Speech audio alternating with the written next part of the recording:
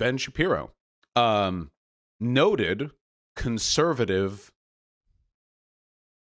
guy, recently appeared on the Joe Rogan Experience about a week ago, 8-9 days ago, and I wish I'd covered it sooner because there are some gems in here. My God, there were actually two segments because the whole interview was like 2 hours, but there were two segments in particular that I am absolutely here for. First off, Ben Shapiro Forecasts the 2020 election.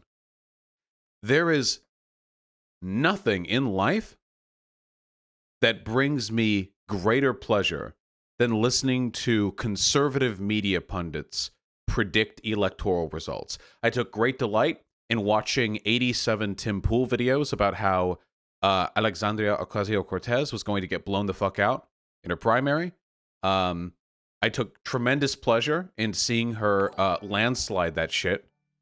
And we'll see. Ben, I'm sorry. Ben, take it away. You're very charismatic, Ben. You do the talking. The Joe Rogan Experience. Monkey. We don't have much time. You have a heart out in 1 minute. I just want to know, what do you think goes down in November? And how hopeful are you for the future? Because it seems to me like we're fucked no matter who wins. Because the chaos that we're seeing, the civil unrest that we're seeing, it's going to either accelerate or spread one way or the other. So if you're so far left that you start to sound like Joe Rogan, okay, that's a lesson to you folks. All right. Yeah, Joe does look tired. God damn, dude. I can't. You'd think for somebody as libertarian leaning as Joe Rogan, he would be more on the side of the BLM protesters. It's weird how people who are super like anti-authority, like very individual rights, kind of like all their support kind of like, they get really trepidatious when it comes to stuff like civil rights protesters, It's really, really weird. You'd think like, because even if you were, if you were Joe Rogan here, even if you're not like some crazy woke racially progressive guy, I feel like you'd be able to look at what's going on and think like, okay, I don't know if I agree with all of this, but I do fundamentally think it's fucked up how the government is responding to protests. I don't agree with all of this, but fundamentally, I support the right for these people to be protesting. I fundamentally support this resistance against state authority. But I don't know, it's just the support dries up. I think that if we're going to hold together, we have to make a decision. Either fundamentally the American system is good but flawed, and we need to work on the flaws within the system, or fundamentally the American system sucks and was rooted in slavery and bigotry, and we need to rip down the entire system. Stupid. Oh, God, that was so fucking stupid. Okay, hold on. Wait, I'm going to be really civil, okay? So first of all, the idea that conservatives are okay with criticism of the system in America, but aren't okay with, like, revolutionary action is wrong. Because Black Lives Matter is advocating for reform to the system following criticism of it, not tearing it all down. Conservatives don't go like, oh yeah, I'll listen to your criticism of American racism. I'm just not here for that revolution shit. No, conservatives won't listen to any of it. Ben Shapiro is of the opinion there's no systemic racism in America. This guy isn't opposed to tearing it all down. This guy is opposed to any criticism of America's relationship with race. Though I guarantee you that if I looked through the Daily Wire for long enough, I would find him talking about anti-white racism. Additionally, fundamentally the American system is good but flawed, and we need to work on the flaws within the system, or fundamentally the American system sucks and was rooted in slavery and bigotry, and we need to rip down the entire system. What is the American system? What do we mean by fundamentally? What if it's bad because of its flaws, but we can make it good by fixing those flaws? Where is the hard line between fixing a system and tearing down a system? Exactly. Because according to Ben here, Ben seems to think that Black Lives Matter protesters wanting police reform is people trying to quote-unquote tear down the system, when that is by definition a criticism following an attempt at reform.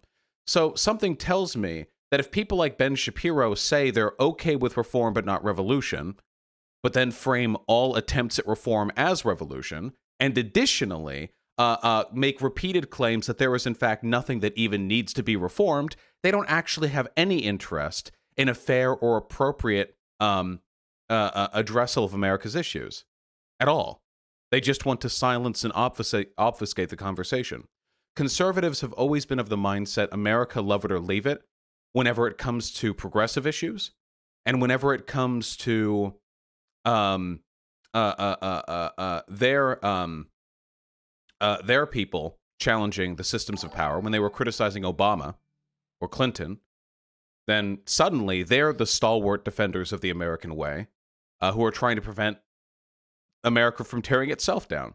At all points in time, conservatives assume themselves to be America and those who they oppose to be outside of America. They are the system, and the people who are trying to improve America are outside dissidents. This has been a long-standing conservative rhetorical tactic, in spite of the fact that Trump supporters number about 30% of Americans, and the majority of Americans support BLM. You are not America, Ben Shapiro. You are a millionaire paid by billionaires to lie to people who need to work 2 jobs to pay their rent. We are America. The latter is not really a great recipe. So we can have normal political arguments within the former, or the country is toast. As far as what goes down in November, look, right now the polling data says Trump gets skunked. I mean, right now the polling data's got Biden up 10, 12 points in the polls. But didn't the polling data in 2016 say that Hillary was going to steamroll him? Is Ben Shapiro going to point out that that's not a comparable comparison? Wait, comparable comparison. Huh. Is he going to point out that's not comparable, or is he going to go like, yeah, well, maybe the polls could be wrong? On the national data, on the national data, they were kind of right. So on the national data, the final Real Clear Politics poll average was like 3 points. Hillary won by 3 points in the popular vote. Oh, okay. Well, credit where credit is due. I hear leftists misattribute this pretty often. Okay, thank you, Ben. It saved me the effort. State polls were really wrong, particularly in Wisconsin, in Michigan, and Pennsylvania. That is also true. There were some states where the flip was like crazy between Hillary and Trump, which is probably attributable to many of the polls that were taken from those states being from specific pollsters or specific organizations that had biases in their method of polling.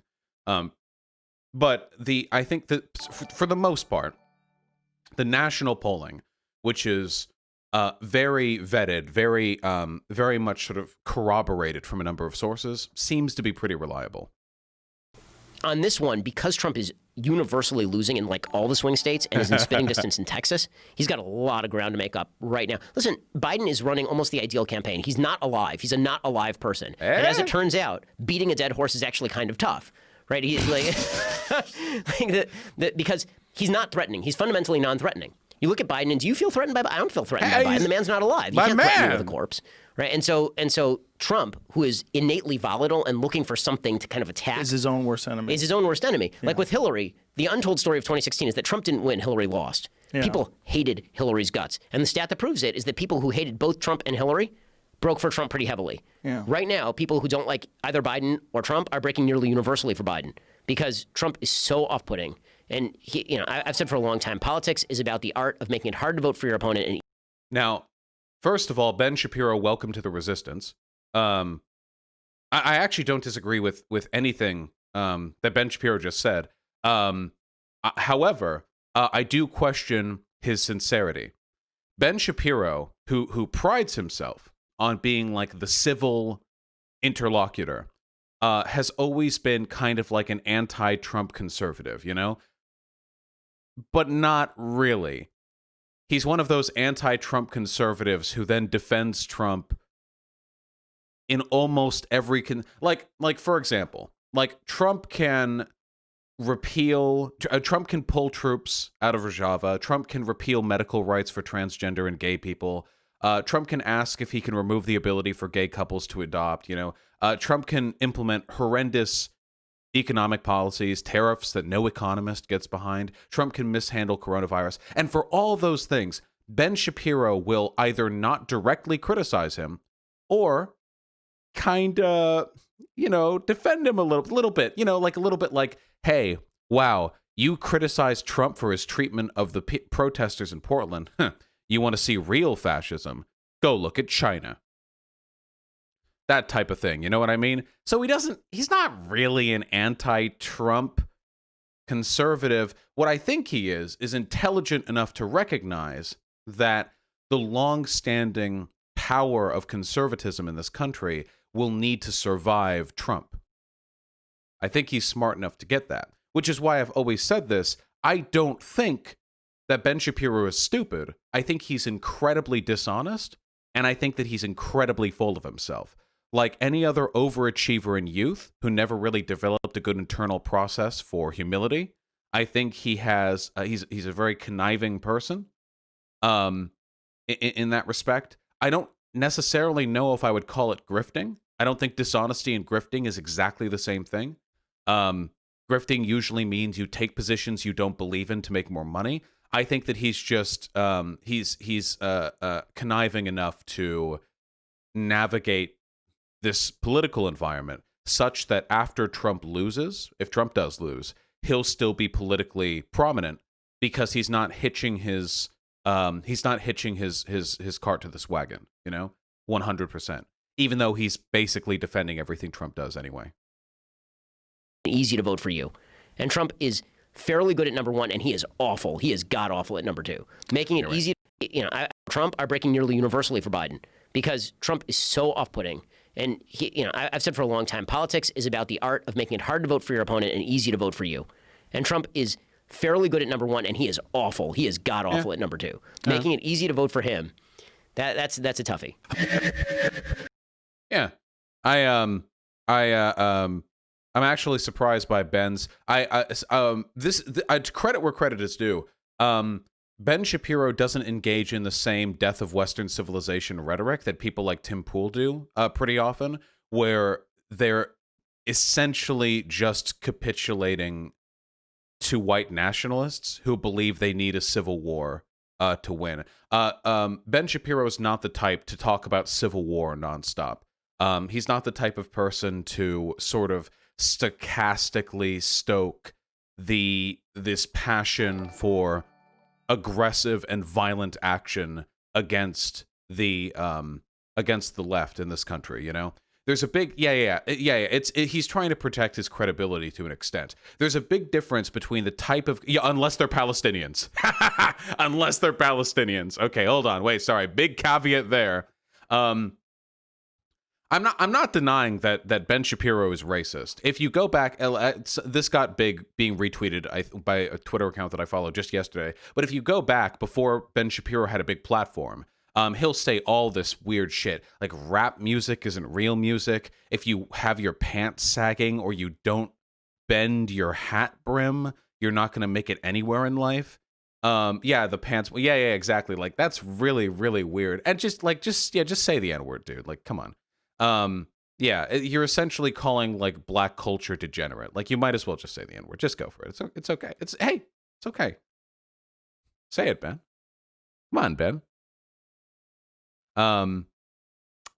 Yes, Yankee with no brim. I don't know how anyone. Yeah, the hat brim is very specific because the thing is, whether or not your hat brim is bent or unbent correlates to literally nothing. It has no effect. You could at least make an argument that having your pants saggy is like poor business attire or whatever. And I would agree to an extent. Like if I was like interviewing some guy and they had their pants really saggy, I would say like okay, like maybe pull your pants up. Like all right, it's streetwear. I respect the fashion, but in this context, perhaps. But when it comes to the hat, flat brim versus bent brim, this means nothing except dog whistle for black people. You know what I mean? It means nothing but dog whistle for black people. It has no other broader connotation. It's just a completely meaningless aesthetic difference that he can say instead of the N-word. Yeah, and the rap music isn't music, despite it being like the most popular genre in the world right now, or at least in the English-speaking world. I don't know how popular hip hop is in China. They've got the largest market, I assume. That'd be kind of dope, though. Like a bunch of like Chinese high schoolers in streetwear, like hippin' and hoppin' down Hong Kong, listening to Dre. I don't know anything about this Chinese rap. It's called Manda Pop. That can't be true. Is that true? That's pretty sick. It's a good name. Chinese hip hop is huge. Fuck yeah. Hell yeah. I like that. It's called Manda Pop. Damn. That's really cool. All right.